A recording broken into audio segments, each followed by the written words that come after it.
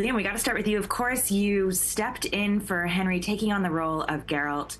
What was the most challenging part for you stepping into this character, especially a character that's so beloved by fans already? I don't know it, but I can feel it. Feel what? That this is our new destiny. I felt like there was an enormous responsibility that I was taking on, and because there was so many passionate fans that really care about this character and care about this world. And I think I was able to do it the way I did it because everyone was so welcoming and so supportive. And I really mean that. This entire group of people were so lovely to work with, and you know, it's a unique situation, and I found myself wanting to really dig into this character in a deep way and figure out where he was at from an emotional standpoint, and make sure that I understood where he'd come from and where he was heading, and you know, and do my best to play justice to this world and to this character. Are you sure you want to get into this? I'm sure. You really made Geralt your own, and one of the ways you did that was bringing in his dry sense of humor. It's a sheer raging hellfire down there. Why would you go toward it? To save his daughter. No reason. No reasons. Reasons. Can you talk to me about where you did draw inspiration from? Did you pull anything? Did Henry give you any advice? Did you pull anything from his character? Or what did you do to really make this Witcher your own? Yeah, I didn't want to ever imitate anything that Henry did. I'm a massive fan of Henry's, and I loved what he did in this show. Best keep our enemies close. I had to approach it like I'd approach anything, you know, that I've done in the past, and you know, and just understand where this character's at, and where he's heading, where he's been, and you know, and play the truth of that. I had all these ideas that I wanted to come in with, you know, that I was coming in with, and you know, I wanted to have this lighter side and the dry humor part, which there's moments of it throughout this season. Anything to get Ciri back, right? Oh, I do not like that look. But a lot of the time, you know, he's struggling at the beginning of this season. He's gone through a lot, and there's not a lot of room to find that. You know, as much as I had these ideas that I wanted to bring, you know, and pulling from the game and from the books, and you know, different parts of how I saw this character.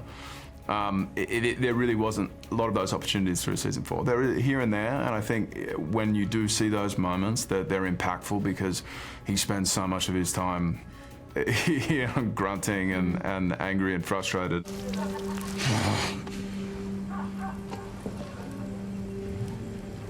It's a wraith wound. I'll live. That's not who he is to the core, but particularly where he's at in this part of the story. You know, he's a little broken, and he's trying to find himself, and it's through other people that he's able to do that and rebuild himself and find that strength again. But yeah, I mean, there's moments here and there. I think maybe a little more in season 5, but that's next year to talk about it. Freya and Anya, talk to me about the journey your characters go through. Yennefer takes on the position of a leader in the kind of truest way. The Yennefer I know doesn't need anyone. The Yennefer you knew is dead.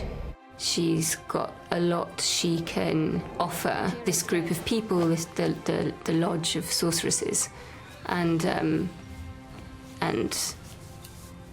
yeah, I think for so long we've seen a very selfish Yennefer, and now she has to kind of, with Chalotra, step up and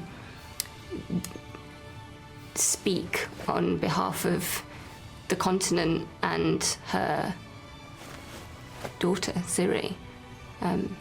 Yeah, so fans can expect a kind of more ruthless Yennefer. No. For Ciri, she obviously joins this group, the Rats, who have all come from very difficult starts in life, and I think that that's what brings them all together.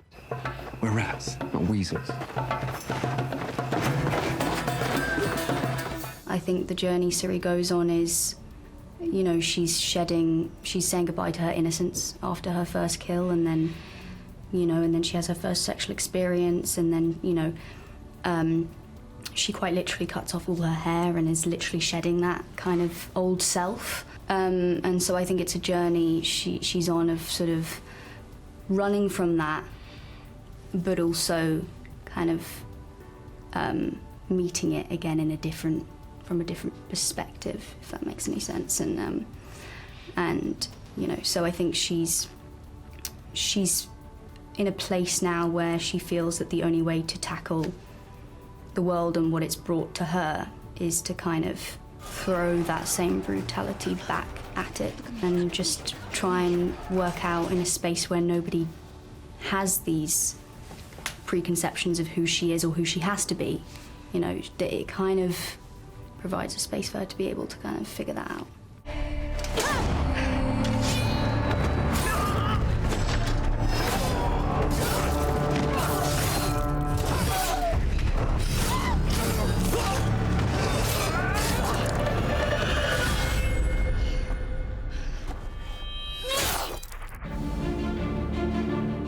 This is a bit of a spoiler. What was your reaction when reading the finale of this season and how everything unfolds? What was the most shocking part to you? Yeah, for me it was obviously the beheading of the rats. Pickled rats. Obviously I knew it was coming from the books, but yeah, that was, intense. Intense. It was intense for everyone. I feel like that was mine as well. Just it kind of rippled through the whole studio. That scene, that day. I actually feel like reading season 4 and season 5. I would just. I'm coming across really emotional today. I would just sit, I would cry a lot reading the script. I think it's just coming to the end of the whole thing and taking Ciri through these dark storylines, and I think that it hit a nerve. So definitely when I read that, I was. Felt a visceral reaction. I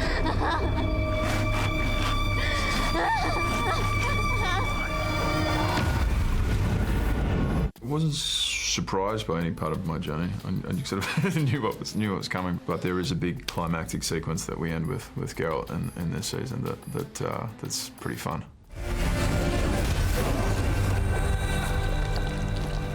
What was the most shocking part for you? I was very happy I got to have a fight with Vilgefortz. I was very happy that I have this really sort of wonderful last moment with Geralt. That's really beautiful. And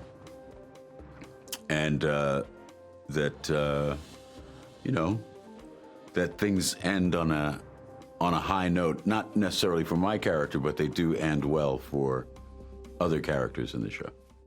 We held the bridge. We did. Remember when you tried to get rid of us? Which time?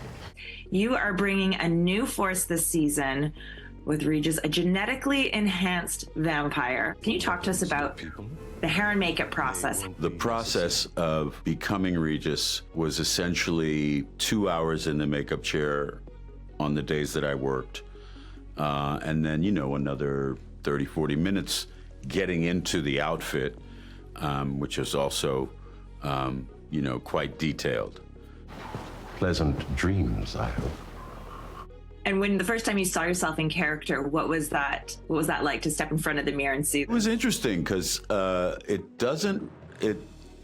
it's weird. It's odd because it doesn't look like me, and yet at the same time I'm in there somewhere.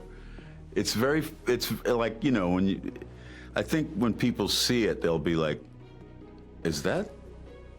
Oh my God, that's Laurence Fishburne kind of thing. I was just really proud to step in and be a part of that world.